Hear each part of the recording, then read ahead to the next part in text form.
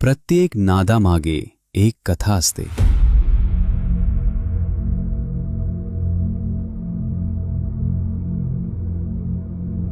आणि प्रत्येक गणेशोत्सवाची सुरुवात मूर्ती आल्यावर नाही, तर मनात भक्ती जागी झाल्यावर होते.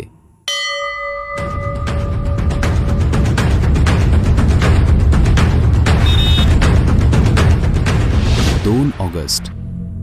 आज वाद्यांचं पूजन झालं नाही. आज त्या हातांचा सन्मान झाला, जे हात काही दिवसांनी गणरायाच्या स्वागताचा पहिला नाद घुमवणार आहेत. या शहरात ढोल फक्त वाजत नाहीत, ते प्रत्येक गल्लीला जागं करतात.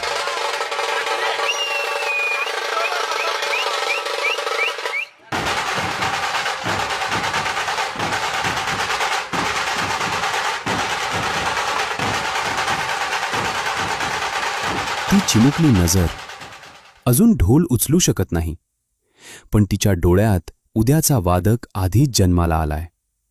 तो वृद्ध शांतपणे उभा राहून वादन पाहतो, कारण त्या प्रत्येक ठोक्यात त्याला स्वतःचं बालपण पुन्हा ऐकू येतं.